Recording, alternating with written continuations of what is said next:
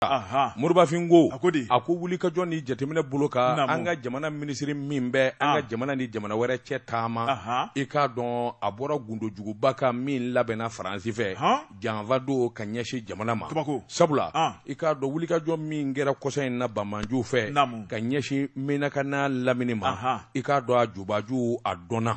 Wajabate sabula min ye sɛgɛsɛgɛliw ni jateminɛ ye i b'a ye k'a fɔ Faransikaw de bɛ ko in ju la i k'a dɔn sika ko nin don la a b'o sɛbɛn kɔrɔfɔ o tuma jalaki a b'o bɔ k'o bin i k'a dɔn a Sini ambassadeur a y'o ladɔnniya o yɛrɛ ma bɔ sabula min ɲɛjɛna ni jamanabaw ka tɔnba n'o ye Nations Unies a ye kunnafoni da olu tulo kan u ka kɛ sɛrɛ ye Faransi a y'u ladɔnniya u ka lasigiden min b'an fɛ yan k'a ladɔnniya ni ka ɲɛfɔli k'a ye a ko ayiwa min ye Banmanju ka wuli ka jɔ ye a dɔnna Mali bɛ a sɛrɛya k'a fɔ u ka avion dɔ bɛ yen u ka pankuru dɔ bɛ yen 3 heures du matin o de nana marifaw i k'a dɔn ani mugu filifili Banmanju ka yɔrɔ la u ka marifa caman d'u ma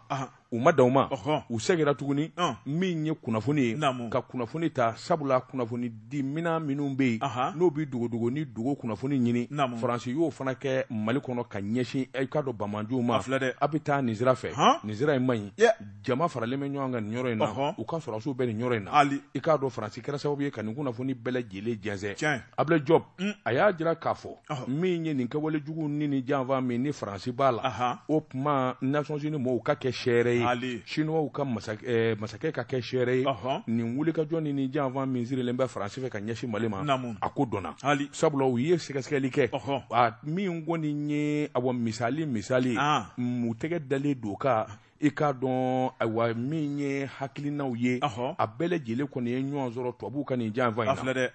o tɛmɛnen kɔfɛ i k'a dɔn u b'a sɛbɛntiya fana sɛbɛntiyali min ni o ye Ibrahima Agababa o ye ayiwa ani Abu Taha ninnu bɛɛ lajɛlen ye ayiwa janfanti jɛrɛjɛkuluw ka ɲɛmaaba ye u ka hélicoptère nana nin cɛ fila ta maa t'a dɔn u taara yɔrɔ min o kɔni hali maa min tɛ ayiwa misiw min yɔrɔ la bɛɛ b'a dɔn jifilen den sɛbɛnnikɛla ko min ye tubabuw ka ni janfa in ye i k'a dɔn a kuma fɔ ka n'a bila sisan sɛbɛnnikɛla ko olu ma kibaruya wɛrɛ mɛn tubabuw k'a fɔ nkalon don walima tiɲɛ don nka siga kɔni tɛ min na min ye ayiwa ministre Diop ye Diop y'a jira k'a fɔ Mali a se kun b'an ye ka mugu ci avion in na sanfɛ u k'o de ma ko ayiwa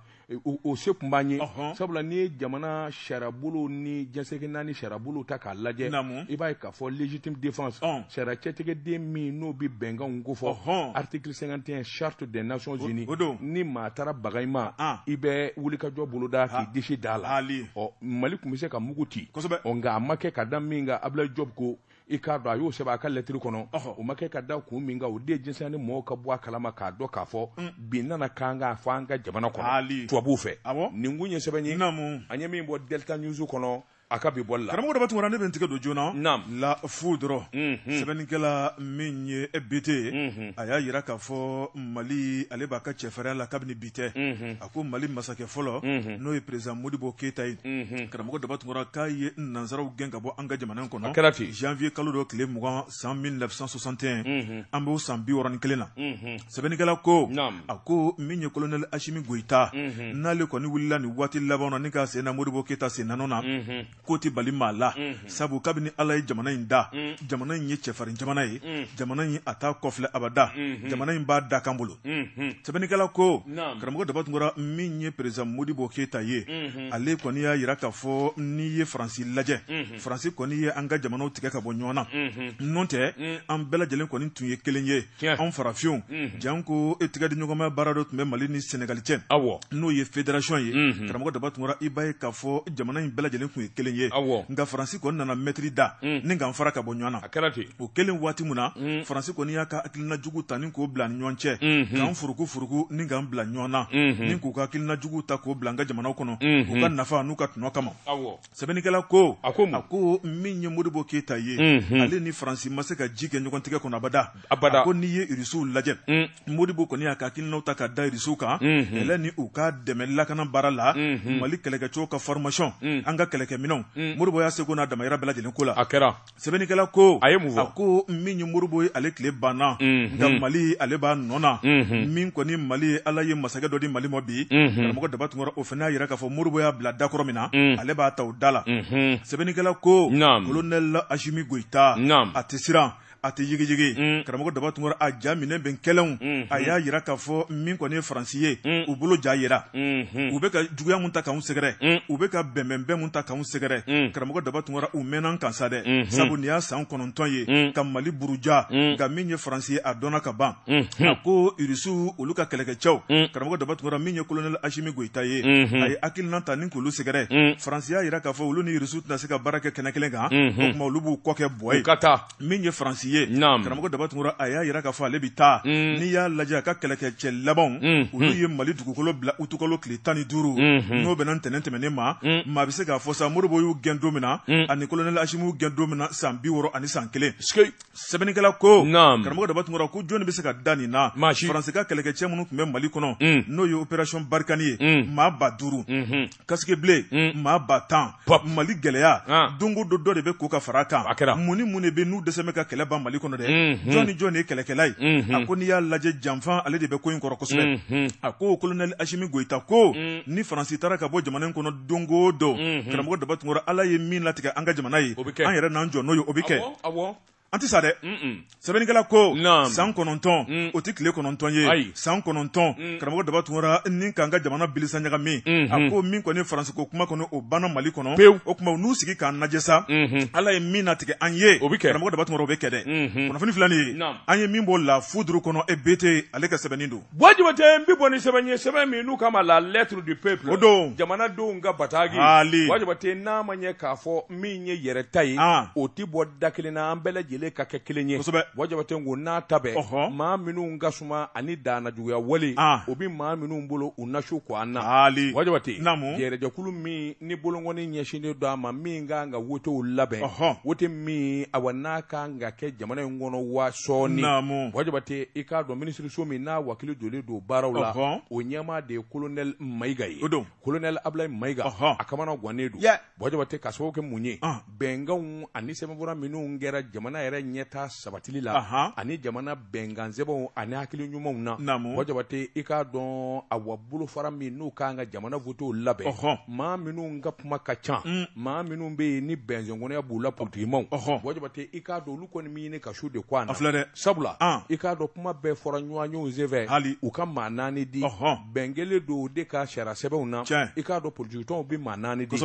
n'i dun ye politikitɔn ta k'a lajɛ bi politikitɔn 200 maa 4 in bɛ bɔ jɛkulu jumɛn in na maa 4 jumɛn in bɛ kɛ i k'a dɔn awa politikitɔnw ka awa nɔnabila ye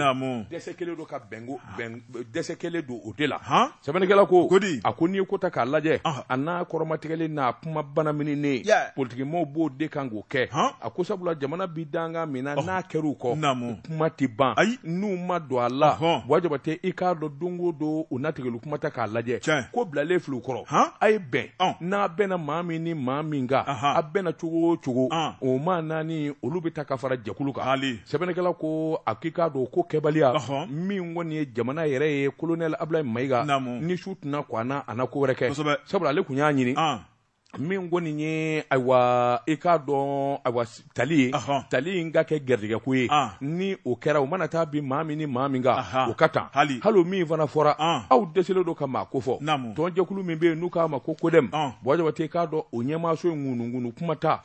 nin bɛ kɛ cogo min na a tɛ kɛ ten e dun b'a fɛ a ka kɛ cogo jumɛn a ko sabula article 7 min ye loi électorale n'i y'o ta k'o lajɛ o ye fɛn min ni fɛn min fɔ a y'o sarada wajibi tɛ k'o kan ka dilan cogo min na nka bɛn kelen don min nka a ye maa 4 sugandi a bɛɛ n'a k'a bɛɛ bɔra tɔn kelen na wo walima a y'a ta tɔnw bɛ cogo min na a y'a ta o cogo la wo o ni bɛɛ dama ka kan aw kɔni ka maa 4 di n'a dɛsɛlen don wajibi tɛ i k'a dɔn o kuma a bɛ dilan cogo min na namara tɛ min na bingani tɛ min na wajibi tɛ i k'a dɔn colonel kɔni a y'o de jateminɛ a ko n'o tɛ min fɔlen don sariya bolo la jamanakuntigi yɛrɛ wajibi tɛ i k'a dɔn o kan ka maa 7 sugandi o tɛmɛnen kɔfɛ min ye premier ministre o kan ka maa 1 sugandi maa fila i k'a dɔn o kan ka bɔ ayiwa jamana ɲɛmaaso n'o organe législatif o kan ka maa fila sugandi maa kelen o kan ka taa ayiwa haut conseil des collectivités la maa kelen i k'a dɔn président du conseil économique et social o kan ka maa sugandi Wajabate nin damanda de fɔlen don a tɔ maa naani kan ka bɔ politique tɔnw na politique tɔnw de kan k'o sugandi nka na aw yɛrɛ dɛsɛra ka bɛn maa kelen kan n'aw dɛsɛra ka bɛn Wajabate o kuma an jɔlen bi to an nɔ na wa sɛbɛnnikɛlaw ko kuma tɛ politique tɔnw kɔni b'u sɔn kuma bana mininen ani kuma jɛngɛnen na je retiens min ye loi électorale don o don min fɔra n'a dɛsɛlen don k'o kɛ o kuma baara bi jɔ ko sabula aw dɛsɛlen don k'o kɛ wa o kuma tɛ sɛbɛnnikɛla ko an bɛ don min na ko bi Wajabate i k'a dɔn jamana i k'a dɔn awa jɛkulu min n'u k'a ma ko EJ ni o de bɛ awa jamana awa vote minnu kan ka kɛ présidentsigi wo député vote wo vote fɛn o fɛn kan ka kɛ u kan ka taa san 7 baara kama Wajabate n'o dafara u bi bɔ yen maa wɛrɛ bɛ na sɛbɛnnikɛla ko n'u dɛsɛlen don awa ka bɛn ko la politique tɔn 200 Wajabate i k'a dɔn taayɔrɔ tɛ nayɔrɔ tɛ o tuma a bɛ ɲɛ cogo min na jamana ɲɛmaaso n'o kɛ nin kun ye sɛbɛn ye an ye min bɔ lettre du peuple kɔnɔ jamanadenw ka bataki karamɔgɔ daba tungura ne bɛ dɔ kɛ dɔ n'a kɛ dɔ b'a kɛ Wajabate n bɛ n bolo bugɔ ka don n bɛ bɔ ni sɛbɛn ye sɛbɛn min n'u k'a ma l'indépendant Wajabate sɛbɛnfura in bi ko maa bila bɔli la nin y'a bɔli ko siɲɛ 500 500 ani siɲɛ 30 ye maa min ye sɛbɛnni in kɛ a tɔgɔ de ko Dawuda Sangare ko a k'i k'a dɔn latigɛ min kun bolilen don minisiri kɔrɔ kan Cɔrɔnɔ Umar Ase Jalo i k'a dɔn lafiya bɔda ni fiɲɛ bɔda dira ma sabula awa min ye Cɔrɔnɔ ye i k'a dɔn kalo 8 kalo 9 a kun minɛna ni ka taa n'a ye kasobonba la kabini jumadon décembre kilo tile 31 ja tɛmɛnen i k'a dɔn cour suprême jamana sariyasoba kun y'i bolo bɔ a nɔfɛ sɛbɛnnikɛla ko i k'a dɔn ko in kɔni a gɛlɛyara sabula Cɔrɔnɔ As ni maa min bɛ jankɔrɔba in ka wuli ka jɔ dɔn n'i b'a ka kala dɔn a n'a ka cɛsiri jamana ye i k'a dɔn awa sabula san 7 a y'o de kɛ minisiriya la minisiriso min n'a wakili donnen don diinɛ na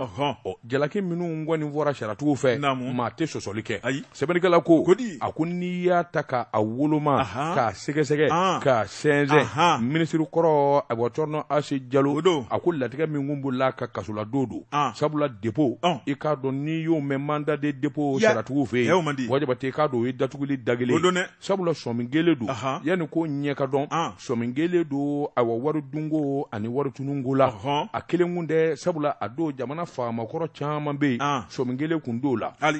san 7 baara kɔnɔ n'a fɔra minisiri kuturu k'i kɛra sababu ye ka 350,000 dɔn a n'a kunkanfɛ k'i to minisiriya la Wajabate k'a dɔn a bɔ vérificateur général o de kɔni bɔra ko in ka kabini san 2019 a ko wuli ka jɔ ani jateminɛw bolo kan min ye IBK ala ka hinɛ a ka nin minisiri kɔrɔ in Wajabate i b'a ye k'a fɔ rapport san o san u bɛ sɛgɛsɛgɛli minnu kɛ jango office central de lutte contre l'enrichissement illicite u k'o de ma o clé o fana nana bere banba min ye coro tɔ ye ni ka o sarada sabula ayiwa min ye maa damadɔ bɛ yen o kɔni ye sɛgɛsɛgɛli caman de k'u nɔfɛ sɛgɛsɛgɛli in bɛ tali kɛ ka ɲɛsin minisiri kɔrɔ i k'a dɔn maire kɔrɔ i k'a dɔn faama kɔrɔ kunnafoni minnu dira sariyatigiw kɔni y'u banba o kan u ye baara kɛ n'o ye Wajabate a ko min ye Cɔrɔnɔ Ase Jalo ye i k'a dɔn latigɛ in kɔni i k'a dɔn a t'i mɛnna sa sabula ayiwa min ye kalo damadɔ kasobonba kelen kɔfɛ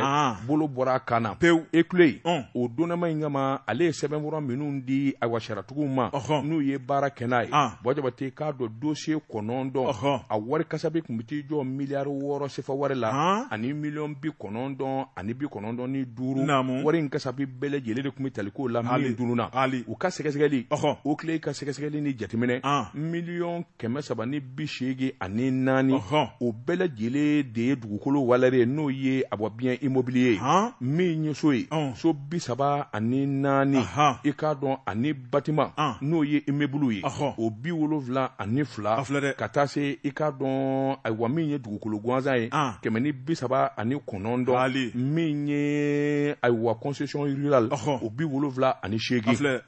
sɛbɛnnikɛla ko u kɔni y'o de sɛnsɛn k'o jateminɛ wajabate rapport in taara wolo min na nin bɛ tali kɛ ka ɲɛsin minnu ma minisiriw kɔrɔw b'a la i k'a dɔn jamana cadre kɔrɔw b'a la wajabate k'a dɔn a nana ye k'a fɔ miliyari 3 ni kɔkɔ ni sefa wari kabini san 2014 u y'o ŋanamu wajabate o waati kelen i b'a ye k'a fɔ u kelen kelen na ka sɔrɔ bɛɛ lajɛlen taara jɔ miliyɔn 444 sefa wari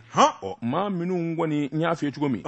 tableau dɔ kun b'a la i k'a dɔn awa cadre belebeleba financiers olu b'a la maire kɔrɔ 2 b'a la ani ministre kelen ani préfet kelen i k'a dɔn nafolo kasabi min ni n y'a fɔ sanfɛ wajabate i k'a dɔn o jalaki de binnen don ninnu kan min ye ministre Cɔrɔnɔ Asi Jalo ye sɛbɛnnikɛla ko o kile kɔni ye min nɔ bɔ a nɔfɛ n y'o fana ɲɛ f'i ye wajabate i k'a dɔn olu sɛgɛsɛgɛli sariyatigiw kɔni y'a kanu sa min ye kasobo yɛrɛ datugulen o de ka kɛ Cɔrɔnɔ Asi Jalo ala kɔni nana ni fataw ye i k'a dɔn fiɲɛ bɔda dira ma sɛbɛnnikɛla ko kalo 9 a y'o de kɛ kasobonba la Bamakɔ wajabate k'a dɔn a welela tile 2 in na k'a fɔ k'a ka taa so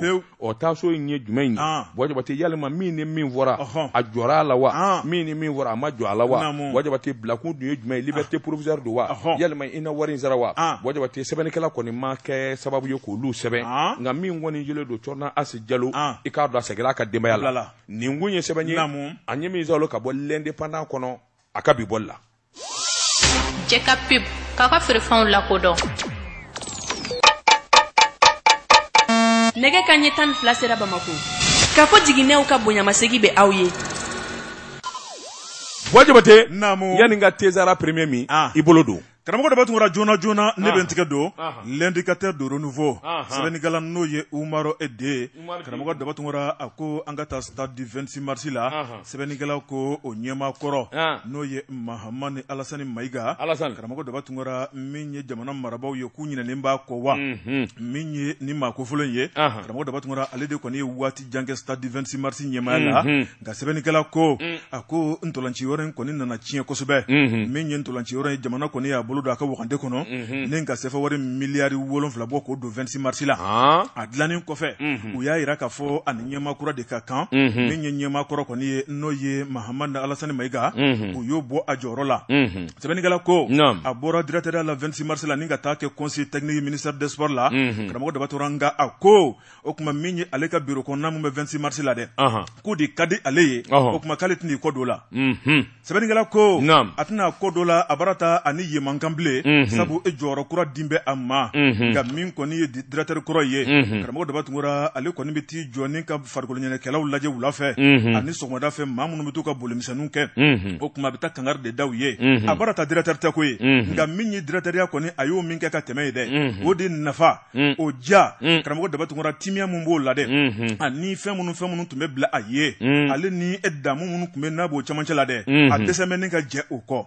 sɛbɛnnikɛla ko a bɛ t'i jɔ ni ka a ka bureau da lajɛ hali n'a tɛ se ka don o kɔnɔ a bɛ t'i jɔ ni ka terrain lajɛ ka binkɛnɛ lajɛ ni ka gardien maaw sigiyɔrɔw lajɛ ka bolikɛlaw lajɛ a bɛ se ka bali ka funu ka dusu ta dɛ ne m'a fɔ ye k'a kana na nin yɛrɛ la